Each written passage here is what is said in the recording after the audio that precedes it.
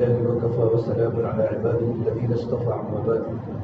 أعوذ بالله من الشيطان الرجيم. بسم الله الرحمن الرحيم. وإن من شيء إلا يسبح بحمده ولكن لا تفقهون تسبيحه. وقال سبحانه تبارك وتعالى: يسبح لله ما في السماوات وما في الأرض. صدق الله العظيم. سبحان ربك رب العزة عما يصفون والسلام على المرسلين والحمد لله رب العالمين. اللهم صل على سيدنا محمد وعلى آل سيدنا محمد وبارك وسلم. محترم بھائی دوستو بزرگو، دنیا کی تمام چیزیں انسانوں کے لیے اور خود انسان آخرت اور اللہ تبارک و تعالیٰ کے لیے خودی وجہ ہوئے.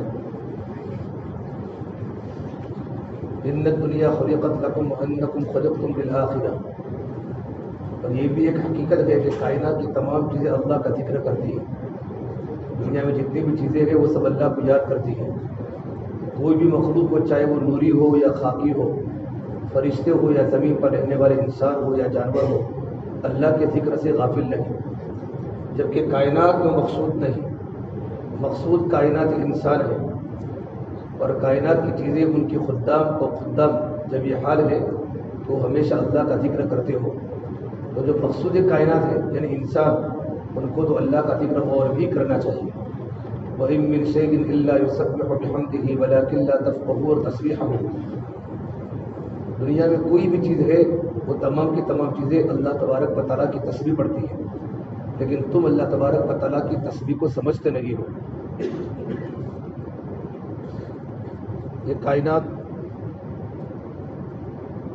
یہ کائنات حیوانات، جمادات، نباتات پر مشتمل ہے.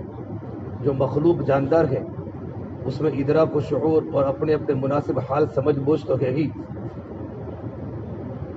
لیکن جو مخلوق جمادات اور نباتات یا بے روح نظر آتی ہے، بظاہر وہ بالکل جامد اور ساکت ہے.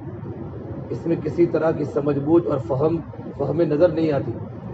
لیکن حقیقت یہ ہے کہ دنیا کی ہر چیز میں اللہ تبارک و تعالیٰ نے اس کے مناسب حال، ایک سمجھ بوجھ، شعور اور قدرت مدرکہ رکھی ہے، اور اس کا پتہ قرآن کریم کی آیات اور احادیث سے بخوبی ہوتا ہے. پروردگار عالم فرماتا ہے: کل قد علم صلاته وتسبیحہ، کہ زمین و آسمان اور اس کے درمیان کی ہر مخلوق اللہ تبارک و تعالیٰ کی تسبیح اور اللہ تعالیٰ کی عظمت بیان کرنے میں لگی ہوئی ہے. میرے بھائیوں، اللہ تعالیٰ نے ان کو خاص قسم کی تسبیح، ودیعت و عبادت رکھی ہے جس میں وہ مشغول ہے. ہاں، یہ الگ بات ہے کہ ہر ایک عبادت، نماز، تسبیح کا طریقہ مختلف ہے. فرشتوں کا طریقہ کچھ اور ہوگا، انسان کا کچھ اور، نباتات کے لیے کوئی اور انداز ہے، جمادات کے لیے کوئی اور صورت. قرآن کریم کی دوسری آیت سے بھی اس کی تصدیق ہوتی ہے: اعطى كل شيء خلقه ثم هدى. اللہ تعالیٰ نے ہر چیز کو پیدا کیا اور اس کو ہدایت دی کہ وہ اللہ کی اطاعت میں لگی رہے اور اپنی ضروریات زندگی بھی مناسب حال انداز میں پوری کرتی رہے. جب ہر چیز میں احساس اور شعور ہے تو پہاڑ جو اگرچہ بے جان نظر آتے ہیں، اس میں بھی احساس کی صلاحیت موجود ہے.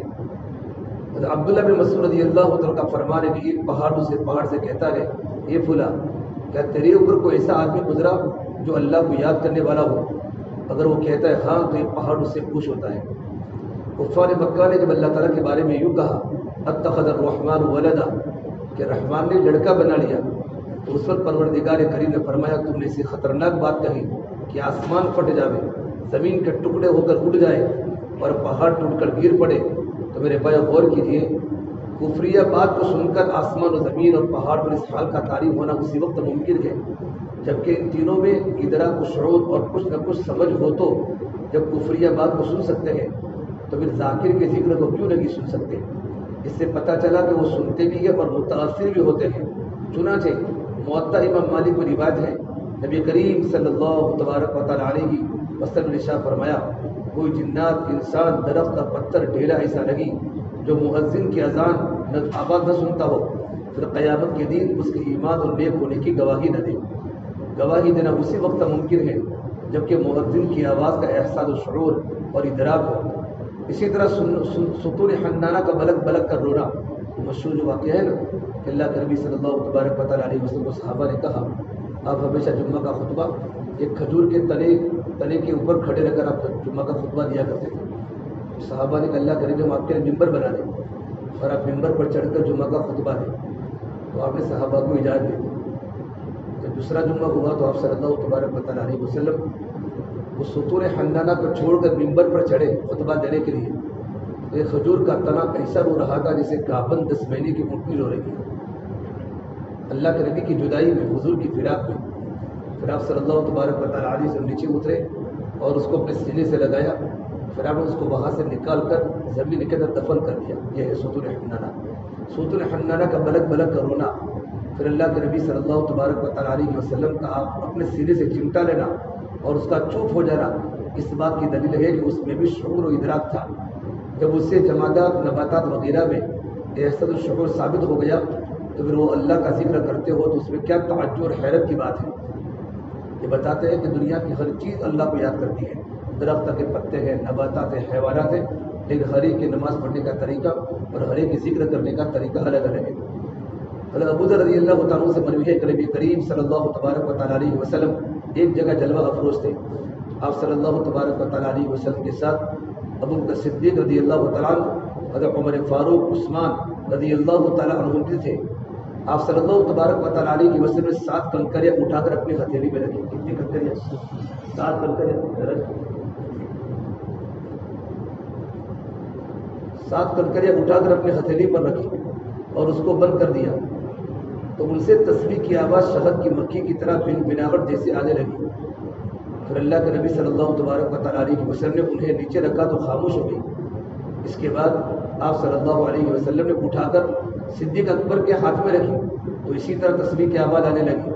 اس کے بعد حضرت عمر فاروق رضی اللہ تعالیٰ کے ہاتھ میں رکھی تو اس سے بھی اسی طرح ذکر کی آواز آنے لگی۔ اس کے بعد جب عثمان غنی رضی اللہ تعالیٰ کے ہاتھ میں رکھی تب بھی اس سے تسبیح کی آواز آنے لگی۔ اس سے پتہ چلا کہ پتھر ہو یا کنکر، درخت ہو یا پتھر، سب کے سب اللہ تعالیٰ کی یاد بھی مشغول و مصروف ہے۔ جو پاک پروردگار ایک ناپاک بدبودار بے جان قطرے سے حسین و خوبصورت چمکتا دمکتا انسان پیدا کر سکتا ہے منی کے قطرے سے، وہی پروردگار ذرہ ذرہ میں، دانہ دانہ میں ذکر و تسبیح کی شان رکھ دے، اس میں کون سی تعجب کی بات ہے۔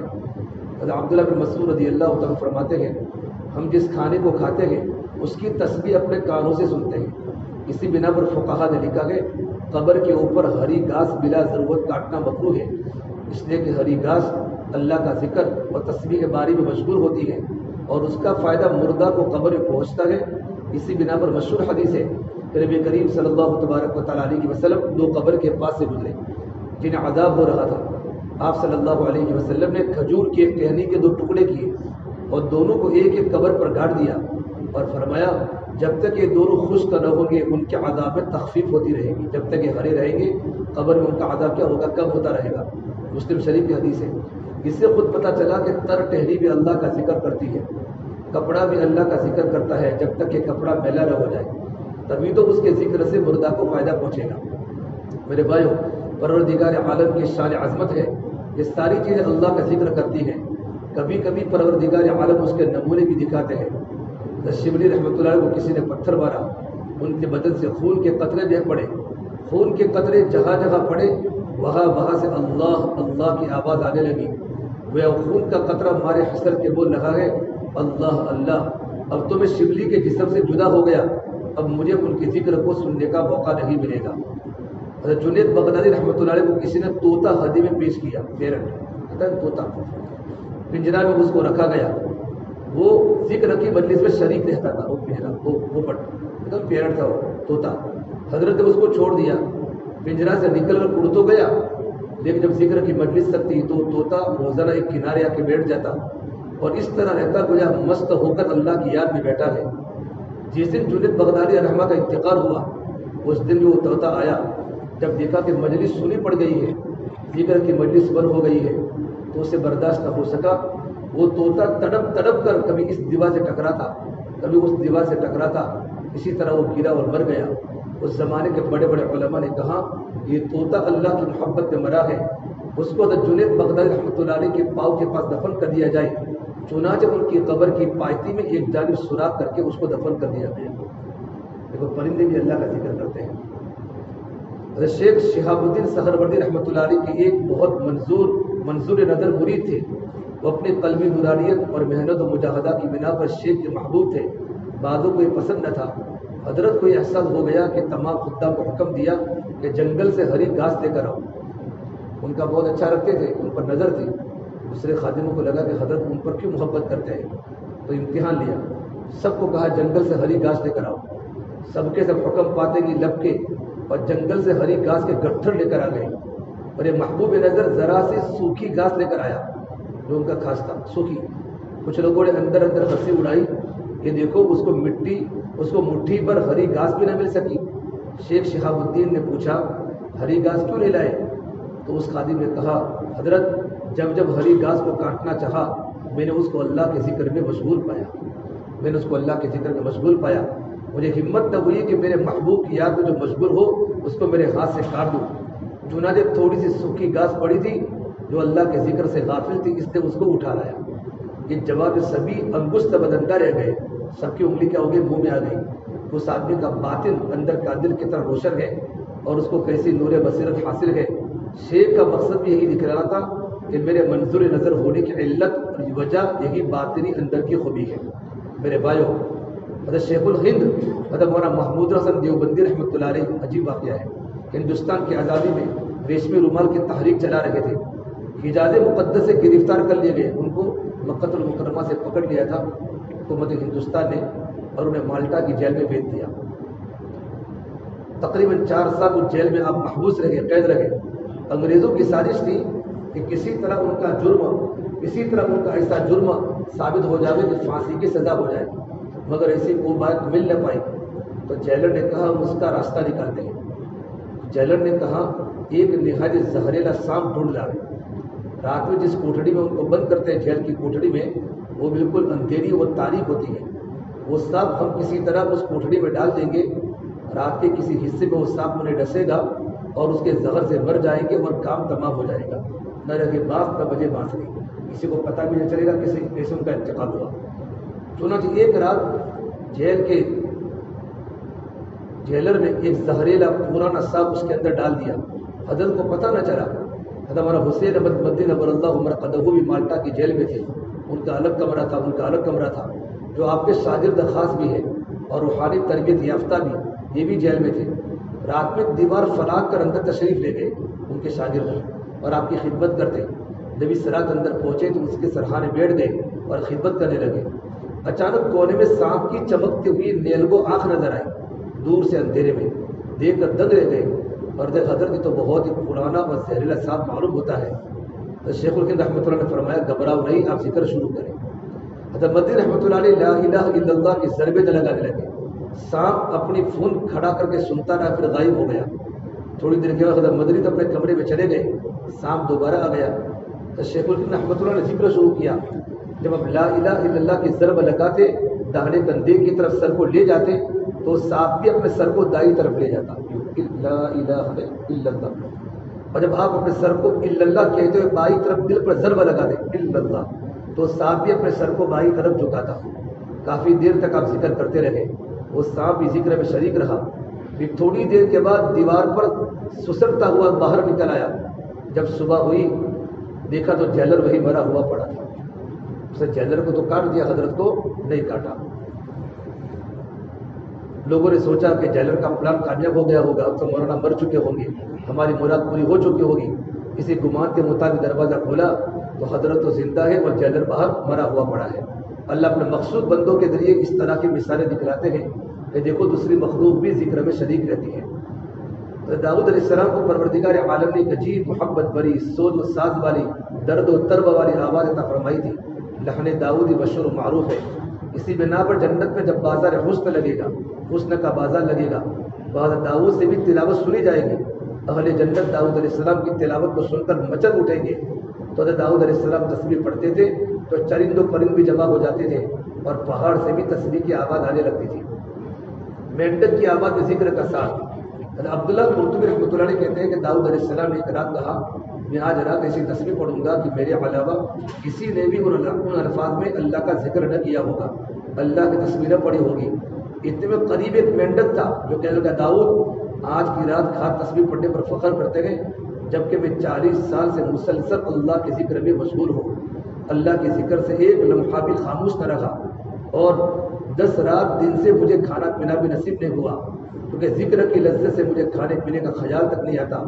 حضرت داؤد علیہ السلام نے مینڈک سے پوچھا وہ 2 کلمے کیا ہے؟ اس نے کہا یا مسبحا بکل لسان ویا مذکورا بکل مکان، یا مسبحا بکل لسان، یہ وہ ذات جس کی تسبیح ہر زبان پر ہے، ویا مذکورا بکل مکان، اور وہ ذات جس کا ذکر ہر مکان میں ہے۔ یہ مینڈک کی تسبیح ہے۔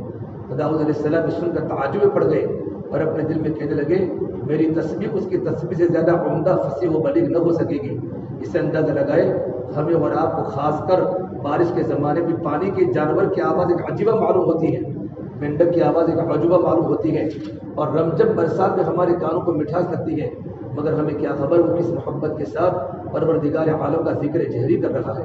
ایک زمانہ تک لوگ کام بھی کرتے تھے اور اللہ کا نام بھی لیتے تھے، اپنے کام کو بھی یاد الہی کے نور سے بابرکت بناتے تھے۔